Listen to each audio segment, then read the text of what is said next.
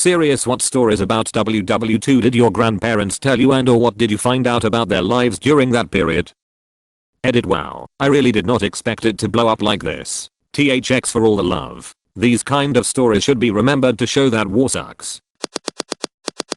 One grandfather was in the AF, fighting in the jungles of Papua New Guinea on the infamous Kokoda track. He had nightmares about his experiences for the duration of his life and only spoke about it to me briefly when I was a kid. He mentioned that he would often cut his own path through the thick jungle because the Japanese would hide up in the trees and ambush them. He wasn't a fan of the bully beef and was constantly soaked through due to torrential rain and mud. He never smoked, but would win cigarettes off his mates in card games, then light them and hang them from the entrance to his tent to help keep the swarms of mosquitoes away. He also coldly told me that the Japanese killed all his friends. He helped build some of the jungle runways for the American planes to later land. He said that once the Americans came, things began to improve. My other grandfather was in the Royal Navy, in the Arctic convoys, delivering much needed supplies to the Russians in Murmansk. Winston Churchill described the convoys as the worst journey in the world. My grandfather initially put his life jacket on as trained to do, when one of the older sailors laughed and told him, "Don't worry about it, son, you'll freeze to death in under a minute anyway."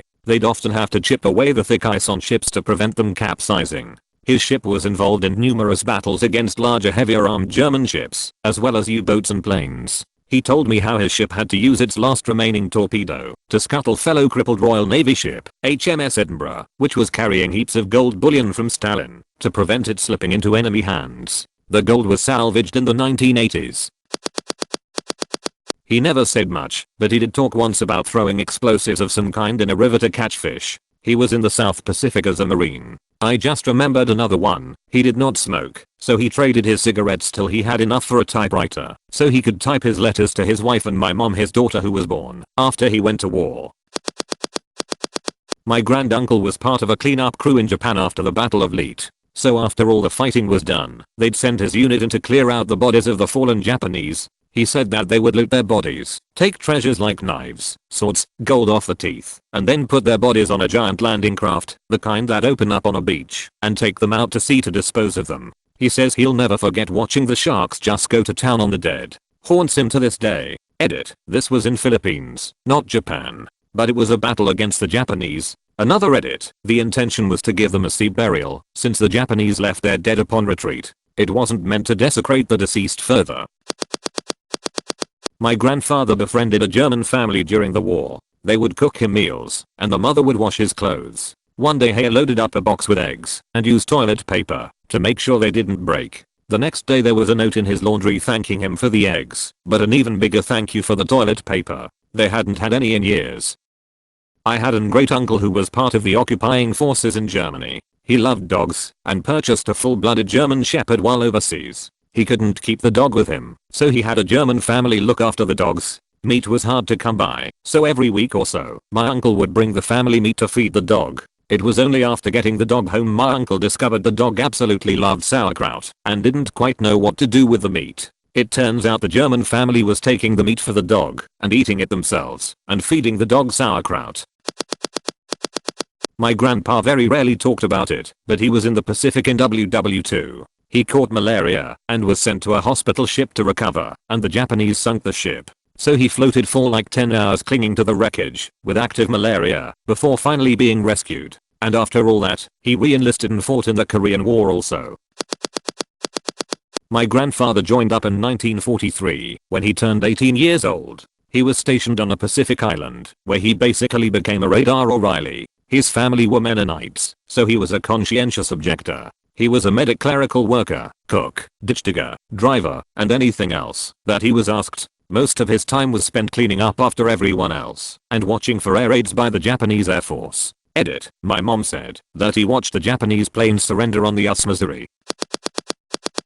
Something sweet. My grandparents saved all their love letters sent back and forth during that time. They had just met and had fallen in love before his departure. So they carried on their romance and developed the relationship through beautifully written letters. Those letters expressed every emotion, from the realities and horrors of war to the abiding hope they'd be reunited safe and sound. They were married not long after grandfather's return. My grandfather lost his twin and his mother in a German bombing raid during the Blitz. He was 15 at the time and an alcoholic for most of his adult life. My great aunt told me she and her friends used to play in the bombed ruins of buildings near their home in West London. In retrospect, she realized how dangerous it was to be 3 stories up a crumbling building, but at the time, they didn't care at all. I feel bad for your gramps. Just imagine finding the body, someone who looks almost exactly like you, dead. I feel for you. My great-grandfather fought in the war and I never even knew about it until after he died. My grandmother said he came home, burned his uniform, and never talked about it, and she never asked. So many things made sense once I heard that. I knew that he struggled with alcoholism long before I was born, and my grandmother told him to get clean, or she was leaving. He checked into a hospital and beat it. He would always get really mad if I was caught playing with his dog tags, which he kept. I knew he was in the army, but when I asked him what he did, all he said was he worked in Chicago. My grandmother didn't even tell me voluntarily. Several years after he died, I found his coin collection. I knew he had buffalo nickels, silver dollars, wheat pennies, etc. But there was a sock tied in a knot. In the sock was coins that I didn't know about. Money with swastikas on them, various coins from France and England, and even a couple from Russia that were really old. The real shocker was about 6 buttons from what I presume was an Nazi uniform, because yeah, no, swastikas. I asked grandma where these came from. She said probably from when he was in the war. I said, yeah, Chicago? That's when she dropped the bomb and said that he was gone in Europe for several years. Blew my freaking mind. My grandpa stormed the beaches at Pointe du Hoc in Normandy and lived to tell about it. Afterwards, when things calmed down and they had left France, he ran off for about a week to another country and had some fun. I went back to Pointe du Hoc with him for a Rangers reunion with my family several years ago. Now that was powerful. Standing in the same area with your grandpa and family where he stormed the beaches.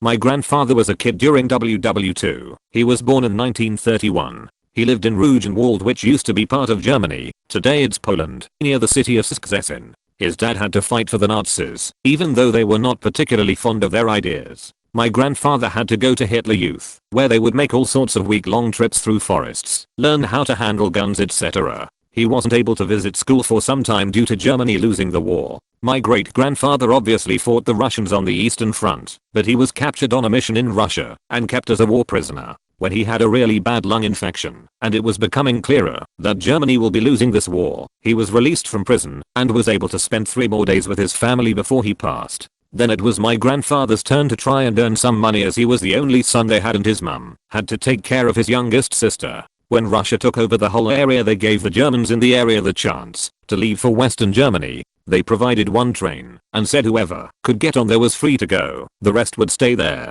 My grandfather made sure that his family got on the train, but he didn't have any space himself, so he rode the train by standing on a metal bar thing that connects 2 train wagons for part of the journey. Luckily the train didn't run too fast. Once Hitler came to my grandfather's hometown earlier in the wartime, and he said everyone was so excited to see this man. People literally camped by the train tracks to await his train. Apparently he came by train for some reason. There's plenty more. Since my granddad basically had to flee his hometown and had never returned, he asked me and my dad, his son, to take him there a couple years back, since he would love to see how it's turned out. He was already over 80 years old. Of course we were happy to go, and we spent 9 days there. Some of it was quite emotional for him, and he told me many stories of his childhood. It was really interesting to hear his point of view, as he was a child for the most part.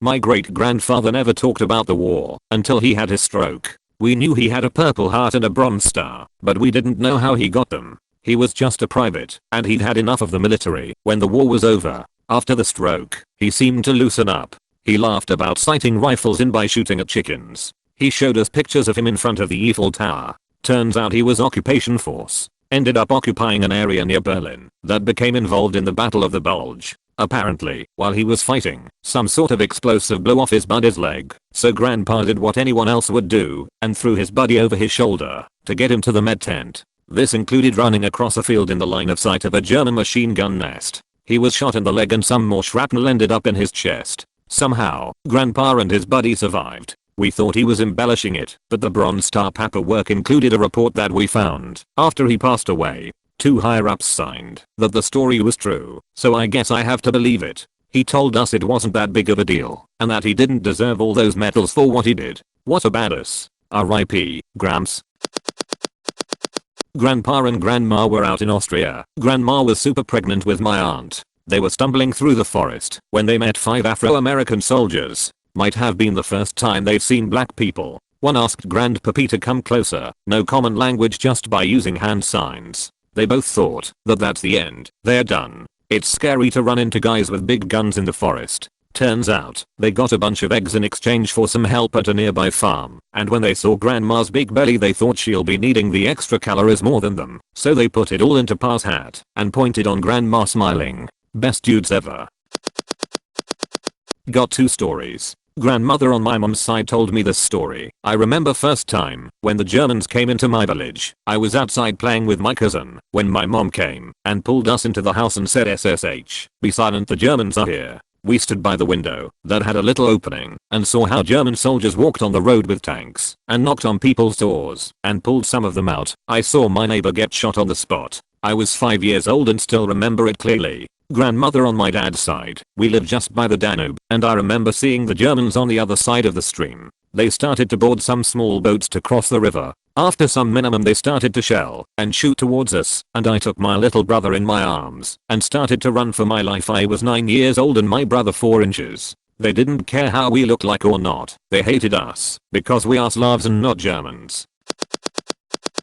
My grandfather was captured on Corregidor at the start of the war and was a POW to the Japanese for the duration. His being on the island could be considered somewhat fortunate, as he had previously been on the US Houston, which was sunk shortly before the island fortress fell. He talked about being on the Houston and being in Manila and his service after the war, but said almost nothing about his time as a POW. He did write a fairly sanitized account of his experience, but didn't like to actually talk about it. As a cattle rancher, he once had to call my uncles to put down a calf that wasn't going to live. He had to take a drive while my uncles shot the calf because, in his words, "I've seen enough killing and don't want to be around for any more of it." He at one point told my mom that he didn't hold any ill will against the Japanese people, but if he ever saw one specific guard on the streets he would kill him without hesitation. At one point in the war he was moved to Japan to be used as slave labor in the coal mines. His civilian mine foreman was kinder than most people and saved his life after a near fatal accident. In the days immediately after the war ended, the POWs were issued Red Cross boxes and allowed to roam the city as they pleased.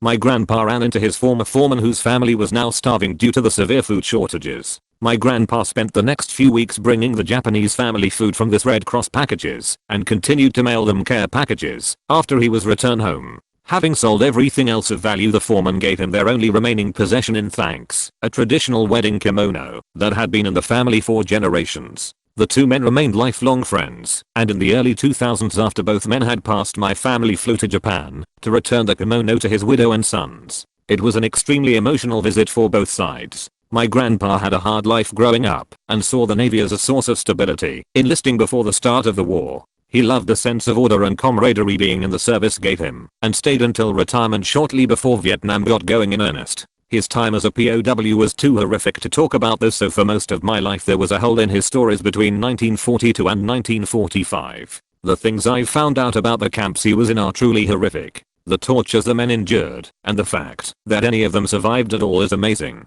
One of the stories he did write about concerned his transport to the Japanese mainland. The Japanese needed more manpower and promised better conditions and better food to anyone who volunteered to go back to the home islands. The POWs were packed into the transport ship's hold so tightly that they couldn't lay down. They had to sit with their legs in a V-asta crotch to fit everyone without standing. There was only one small door open to the deck, and the men cycled out who was closest to it, based on who passed out from the heat and stale air. The transport ship was part of a convoy, but had no markings indicating that it was carrying POWs. During the night, American submarines ambushed the convoy. The Japanese quickly shut and latched the only door after telling the POWs that if the Americans sunk the ship, they were going down with it. For the rest of the night and several nights after, the men sat in the dark, stifling heat and listened to ships exploding around them, never knowing if they were next. When the guards would open the door in the morning, the air was so foul it looked like smoke. There were no bathrooms, so the men were sitting in their own filth with the corpses of the men who died during the night leaning against them. That story was tame enough that he thought he could share it. He never talked about the really bad stuff that happened. Edit. I just remembered another more light-hearted story he told. When he was still in a camp in the Philippines, a couple of the guards decided that they wanted to try to learn a little English. The POW's mind began strong, patting their biceps and flexing while saying son of a bitch and pointing to the guards. For the next day, 2 of the guards were walking camp around proudly telling all the POWs they saw I son of bitch. The prisoners caught a beating for it when the guards found out what they had been saying, but from the way he told the story it was worth it. Thank you for watching. Subscribe and like for more future content.